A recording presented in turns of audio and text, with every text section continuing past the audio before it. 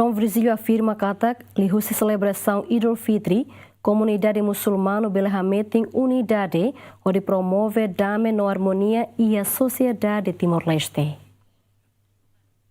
E a celebração do Idul Fitri para a comunidade muçulmana Síria e Timor-Leste, arcebispo metropolitano Dili, Dom Virgílio Cardeado Carlos Silva esteve, ou de Igreja Católica Timor-Leste Ninaran, parabeniza a comunidade muçulmana Hotu, nebe celebra o Idul Fitri, no ato mensagem solo para a comunidade muçulmana. E em entrevista, a líder da Igreja Católica afirma que a celebração Idul Fitri é nesse momento importante, a reforça fiel no valor espiritual para a comunidade muçulmana, onde mora espírito a doutrina religiosa nian. Dom Virgílio Mos destaca que a celebração na comunidade muçulmana pela unidade não contribui para o serviço mútuo entre o povo, onde promove damai na harmonia e a sociedade Timor-Leste.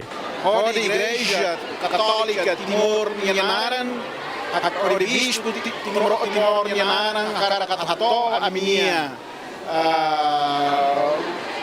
solo, as festas, vai ter maluco, muçulmano se roto, neve se celebra a cidadania loromboto. E dona então, só logo que também desejo, tenha parabéns Basira, e Teresa Basira, ato loro muçulmano minha neve saímos loro momento de guida, até tenemos ali muçulmano tiramos, belemento que tem ser nefier e belviel então no estilo de dia. Doutrina, anorin, muçulmano nian, atunone bela promove, fiarna insira outro, catena lava muito, serviço a muito, pode promove na fatin, domin, damen e a sociedade.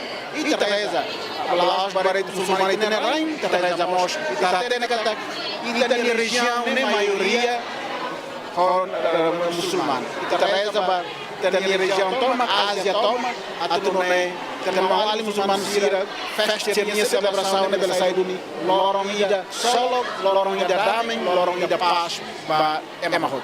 Celebração Idul Fitri Timor-Leste continua a ser para tolerância religiosa neve forte e a neve comunidade religiosa sira selo mos visita malo o dia to parabéns para malo muçulmano sira tudo cara dame maksai fundamento para amores e Timor-Leste.